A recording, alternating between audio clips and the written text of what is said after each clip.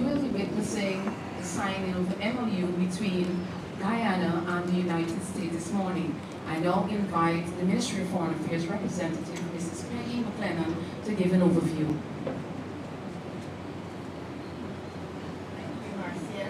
Your Excellency, Mr. President, members of Cabinet, ladies and gentlemen. Today, Minister of Foreign Affairs and International Cooperation, Hugh Todd, and Secretary of State Rubio are signing a memorandum of understanding between our two countries to deepen security cooperation and address regional challenges, including countering narcotics, trafficking, and transnational organized crime. Under this mechanism, Guyana and the United States will strengthen information sharing, synthetic drug detection, transnational organized crime investigations and prosecutions, and military-to-military cooperation. Thank you very much. We now have the signing between the two nations.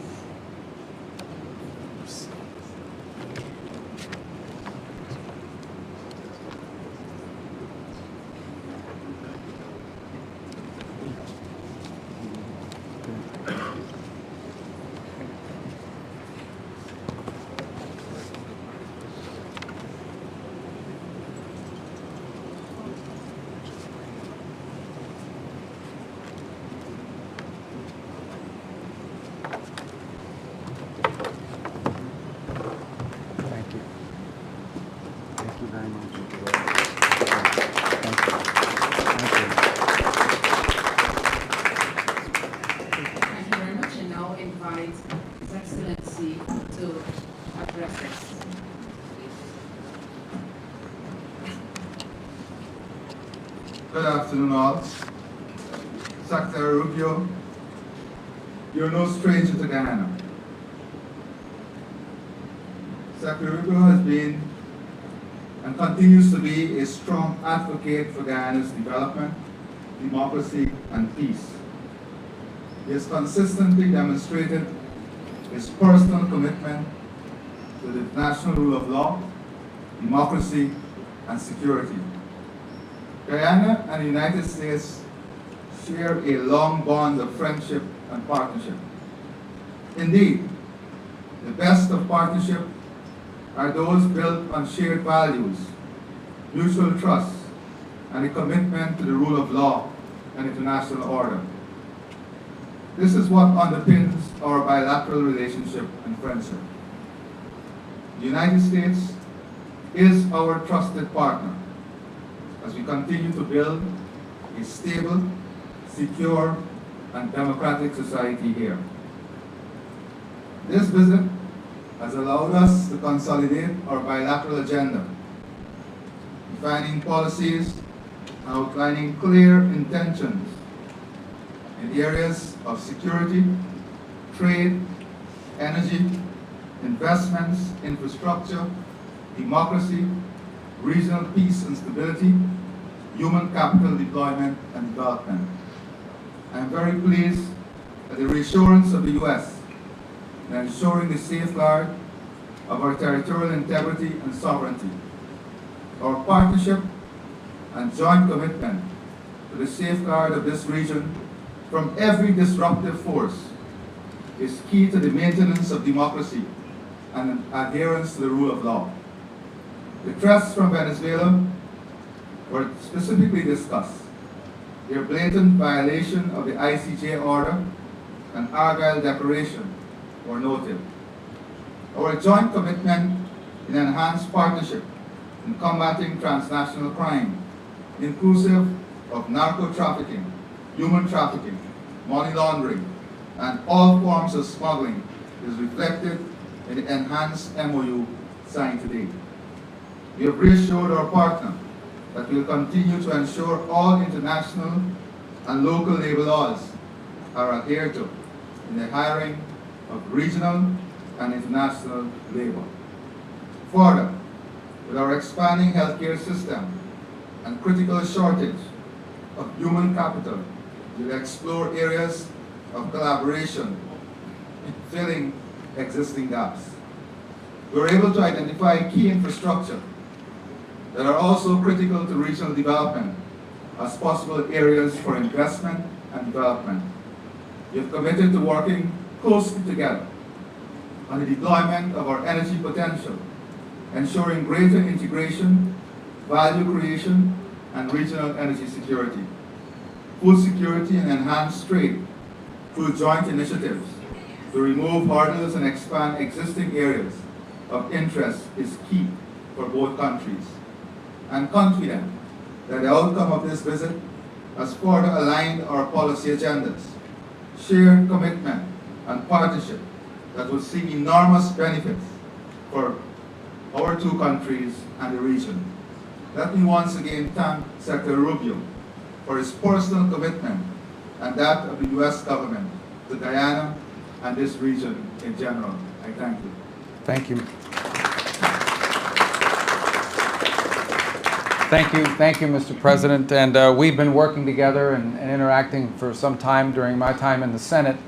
But I told him I wanted to wait until I was Secretary of State to visit, and so here I am. And I didn't know that was going to happen, but I'm grateful for this visit and for the warm welcome we've received. And it's an exciting time to be here. I think, and to the people of Guyana, thank you for welcoming us. I hope you fully appreciate and understand this is one of the most exciting places in the world to be right now, because you have the opportunity at this moment to transform this country for generations. And we want to be your partner. We want to be your partner in making that possible. We think it's a mutual benefit to see that happen. I get to visit in this job, already have, a number of countries in the 9 weeks. I've only been on the job for 9 weeks, so let the record reflect, after 9 weeks was one of my first visits here that I've taken abroad. But we get to visit a lot of countries, and when you visit, you have some countries, unfortunately, are facing tremendous challenges, and they're just looking to stabilize. Other countries are looking to improve and make progress. This country has an opportunity to transform. And that's rare in the history of nations, to have an opportunity for transformative change. And what I mean by transformative change is not simply oil and gas fields. And that's very important. Natural resources are critical. But that is just the basic ingredient that allows prosperity to happen. One of the topics that's talked about all over the world today is data centers and the digitization of the economies, artificial intelligence. Do you know what you need in order to do that? You need to have really good scientists and engineers and technicians that know how to run it. But the most important thing you need to be a dominant presence in the world in data centers and artificial intelligence is reliable and affordable energy. That's just one example, among many others. You have an opportunity to expand in a responsible way agriculture production, not just for the needs of your population, but for the region. And to do it in a way that safeguards the beauty and the natural environment that's pristine. You have an opportunity to expand in issues of ecotourism. I'm not a big fan of ecotourism. I'm not against ecotourism. I'm not an ecotourist. I like staying at hotels. I'll do it. Maybe I'll go somewhere. But there are people that love this stuff. They love it. And you have an opportunity to do that in an incredibly responsible way. I'm just touching on a few things, but that are opportunities before you. And that shared prosperity for your country that will come as a result of that is transformative. The lives of your children, the lives of your grandchildren, your lives are going to look very different in 5 to 10 years under this leadership and under this vision as it continues. And we just want to be a partner. Why do we want to be a partner? Just to be frank, why does the United States care about it? Number one, we care about it because we think it creates a level of stability in the region which we share.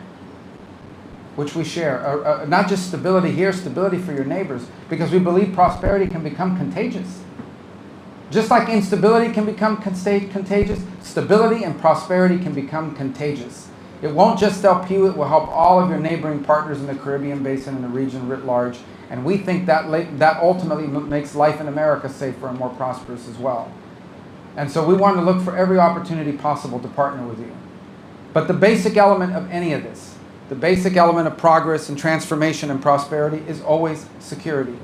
So number one, we want to make sure that some of the tragic regional problems that exist with crime, transnational crime, we have a huge problem in the world right now with organized gangs and narco-traffickers that destabilize societies. We want to make sure that never reaches here. And that's why today's MOU and the work we'll do together is designed not to stop it, but to prevent it from ever taking root, from ever finding its way here. Because unfortunately, sometimes crime is attracted by prosperity and targets prosperity. And the other are regional threats. The regional threats based on illegitimate territorial claims by a narco-trafficking regime. And I want to be frank, and I've said this during my time as a senator, and I have full confidence in saying it now as a Secretary of State. There will be consequences for adventurism. There will be consequences for aggressive actions. And that's why our partnership in that regard will be important. That is not what we want to be a feature of our relationship. But it is a necessity of our relationship because you have a very difficult challenge on your hands with a dictator that's making illegitimate territorial claims. And so you have our full commitment and support. Today we're demonstrating it both in tangible ways, and we're going to look for ways to make it long-term and sustainable ways, to make abundantly clear that we are invested, both as a nation and from our people, in being your partner in transformation and in prosperity. And we will not allow illegitimate territorial claims to be an impediment to your dreams and to your right to develop this country into a symbol that I hope will inspire others to follow the example you set, Mr. President. So thank you. Thank you for the chance to be with you.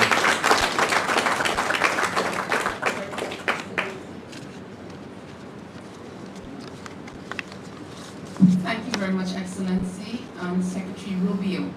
Members of the media, in the interest of time, we will accommodate 4 questions. We will feed 2 questions from the local media and 2 from our visiting media. I recognize Starbrook News from the local media as well as Mr. Campbell from the local media. From the visiting media, okay, you represent, good, great. All right, we'll start with Marcel from Starbrook News. Hi. Good afternoon. Good afternoon. Marcel Thomas from the Starbrook News. You just spoke of consequences for aggressive actions and that the U.S. is Guyana's partner. Given Venezuela's unprovoked aggression towards Guyana, I want to know if your country would stand by Guyana militarily if Venezuela were to attack this country, and what would be the U.S.'s response should Venezuela attack U.S. oil major ExxonMobil, which is operating in Guyana's waters? It would be a very bad day for the Venezuelan regime if they were to attack Guyana or attack ExxonMobil or anything like it. It would be a very bad day, a very bad week for them. And it would not end well for them. I'm not going to get into details of what we'll do. We're not big on those kinds of threats. I think everybody understands, and I want it to be clear. We've made this clear repeatedly. I think the U.S. Navy today is making it clear and demonstrating our ability to we have a big Navy, and it can get almost anywhere, anywhere in the world. We have commitments that exist today with Guyana. We want to build on those, expand on those, and we'll leave it for the appropriate time. But suffice it to say that if that regime were to do something such as that, it would be a very bad move. It would be a big mistake for them. We now invite from our visiting media, please remember to identify yourself and the media host you represent. Hi. Thank you. Hello, Mr. Hi. Secretary. Hello, Mr. President. Thank you for taking questions from us. We appreciate it. The Mayor Pomok from Reuters. Mr. Secretary, a Turkish student in Boston was detained and handcuffed on the street by plainclothes agents. A year ago, she wrote an opinion piece about the Gaza war. Could you help us understand what the specific action she took led to her visa being revoked? Yeah. And what was your State Department's role in that process? Oh, we revoked her visa. It's an F1 visa, I believe. We revoked it, and here's why. And I'll say it again. I said it everywhere. Let me be abundantly clear, okay? If you go apply for a visa right now, anywhere in the world, let me just send this message out. If you apply for a visa to enter the United States and be a student, and you tell us that the reason why you're coming to the United States is not just because you want to write op-eds, but because you want to participate in movements that are involved in doing things like vandalizing universities, harassing students, taking over buildings, creating a ruckus, we're not going to give you a visa. If you lie to us and get a visa and then enter the United States and with that visa participate in that sort of activity, we're going to take away your visa. And once you've lost your visa, you're no longer legally in the United States, and we have a right, like every country in the world has a right, to remove you from our country. So it's just that simple. I think it's crazy. I think it's stupid for any country in the world to welcome people into their country that are going to go to your universities as visitors They're visitors. And say, I'm going to your universities to start a riot. I'm going to your universities to take over a library and harass people. I don't care what movement you're involved in. Why would any country in the world allow people to come and disrupt? Now, we gave you a visa to come and study and get a degree, not to become a social activist that tears up our university campuses. And if we've given you a visa and then you decide to do that, we're going to take it away. I encourage every country to do that, by the way, because I think it's crazy to invite students into your country that are coming onto your campus and destabilizing it. We're just not going to have it. So we'll revoke your visa, and once your visa is revoked, you're illegally in the country and you have to leave. Every country in the world has a right to decide who comes in as a visitor and who doesn't. If you invite me into your home because you say, I want to come to your house for dinner, and I go to your house and I start putting mud on your couch and spray painting your kitchen, I bet you're going to kick me out. Well, we're going to do the same thing if you come into the United States as a visitor and create a ruckus for us. We don't want it. We don't want it in our country. Go back and do it in your country. But you're not going to do it in our country. Sure. Just tell me your follow-up and I'll tell everyone. And depending on your question, I'll answer it or not. How's that? No, she had a, can I get her follow-up real quick? Yeah. Go ahead. Could you confirm, there's no reporting that 300 visas, the firm has revoked 300? Maybe more. Might be more than 300 at this point. We do it every day. Every time I find one of these lunatics, I take away their visa. You're saying it could be more than 300? Sure. visas? I hope. I mean, at some point, I hope we run out because we've gotten rid of all of them. But we're looking every day for these lunatics that are tearing things up. And by the way, we want to get rid of gang members too. So Venezuela sent us a bunch of gang members. I'm sure you've heard of Tren de Aragua, Mr. President. Terrible gang, vicious gang. They flooded in our... Yesterday, just so everybody knows, yesterday, one of these gang members who was involved in New York City and attacking a police officer was deported back to Venezuela because they're now taking flights again, you know, because of some strong measures we've taken. And this guy lands. This guy's a guy that attacked a police officer in New York City and laughed about it in court with a smirk on his face. When he gets off the plane in Venezuela, he's welcomed by this character named Diosdado Cabello. I don't know if you've heard of this guy. And he welcomes in hugging the guy. So does anybody have any doubt that these people are pushing these people into the United States to destabilize us in the region? So yeah, we're looking for people like this and we want to get them out of the United States. Absolutely. Thank you. We'll now feed a question from Guyana. Thank you. Kurt Campbell, Newsroom. President Ali, you've already spoken about how President Trump's tariff plans for Chinese ships could affect regional trade. I just wanted to know if in your trade talks today, if that issue was specifically discussed. Yes. For Secretary of State Rubio. Yeah, I can tell you. Oh, you were asking him. I'm sorry. It's for both of you. What assurances can you give Guyana and this hemisphere in terms of stemming indirect consequences? Yes, well, look, the goal the president has in doing so is we need to have an ability to build ships in this world that don't just come from China. Okay, I think it's just dangerous to have one country in the world building all the ships. I assure you that, and we don't want a war, but I mean, they're not going to build ships for us if we get in trouble, right? So we need to have alternatives to Chinese shipping. We're trying to create a market and a demand for alternatives to Chinese shipping construction. And I'm the first one to admit that the United States made a terrible mistake when we deindustrialized. And we allowed all these industries to leave our country and go to other places. Now we're paying the consequences, but we have to fix it. So I do believe, I can't speak, the trade portfolio does not belong to the Department of State, but I do believe that we will take this back because we've heard this not just here, Mr. President, we've heard it throughout our visits here in the Caribbean, and we're going to take it back and explain to those who are in charge of trade policy that there are some implications to applying it to certain nations who are partners and who are seeking to develop their economies in ways that I think serve the national interest of the United States, not to mention the national interest of our partner nations, and see what can happen. So I can't make a commitment to those exemptions because that's not something we handle at the Department of State. What I can commit to is that I will most certainly raise this issue as a recurring issue in multiple places, that it would have a real, detrimental effect on economic development. Maybe in 10 years it won't be an issue because there's been some diversification, maybe in 5. But right now it would be problematic. That message I'll take back to Washington and to my colleagues that are handling the trade portfolio, and we'll see how the president decides to proceed. But rest assured, we will take that message back. Yeah, just to echo the sentiments that yes, we did discuss it, and the region would have raised it also. But the Secretary Rubio, as he said, will take this back and to see whether there can be any special initiative for the region, given our specific circumstances. But let me say also that we have a responsibility to our friends. The U.S. is a great friend of ours. The U.S. will have made it very clear that they're ready to stand by us in our development, in our economic expansion, in our security, and in our defense. And I would say very boldly that such friends must have some different and preferential treatment. Because a friend who will defend me when I need a friend to defend me must be a friend that enjoys some special place in our hearts and in our country, and that will be the case. Thank you. And just quickly, illegal migration was also listed as a topic of discussion. Could you say what are the expectations from Guyana in this regard, and any discussions on third country deportation? Well, we want to work with you on that. I think that's a problem for you as well. I mean, obviously, because of a combination of your growing economy, labor needs, and your geography, you've been a place where a lot of people have come in.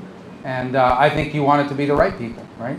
So I think if we have information that someone has entered your country who has bad intentions, we want to be able to share that with your government, because you don't want that. You don't want those, you know, if we have information on a Trinidad gang member from Venezuela, we want to make sure that we have collaboration and we're sharing that information. If we have information that some narco trafficker is taking up shop here and has decided to try to turn this into a base of operation, which can lead to violence and warfare here, gang warfare, we want to be able to share that with you. We want to prevent these problems from happening.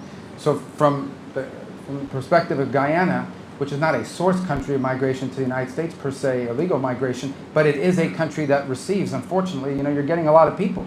And not everybody that comes here, I mean, most people are probably here to work hard and so forth, but not everyone. So if we have information that someone is in your country that we know is a bad person, we want to be able to share it with you. We want to be able to share it with you very quickly. So that sort of information sharing has to be a cornerstone of this security agreement that we've signed today and want to continue to expand upon. We will now feed our final question from our visiting media. Hello. Thank you so much. Hi. Vera with the Vera Barrington with Wall Street Journal. They're very tough, this Wall Street. Be careful. All right. No. Secretary Rubio, when you and President Bukele, you mentioned Nicaragua several times. When you and President Bukele negotiated the deal to transfer the U.S. deportees to his prison in Secot, did you discuss any provisions to ensure that individuals mistakenly identified as gang members would have access to legal recourse, and that they can secure their release if they are wronged? Yeah, we have, that list was carefully vetted, provided to us by Homeland Security. We have confidence in it. What we negotiated is the reality that they in El Salvador, comply with all the national... Marines at Guantanamo said these are some of the roughest people we've ever interacted with. They were worse than the Al-Qaeda guys that were in their jails. Think about that. So that's who we're getting rid of, and we want to get rid of more of them. Ladies and gentlemen, members of the media, this brings the end to our media conference, and I would like to invite His Excellency and Secretary Rubio for a photo op right on the stage. Thank you.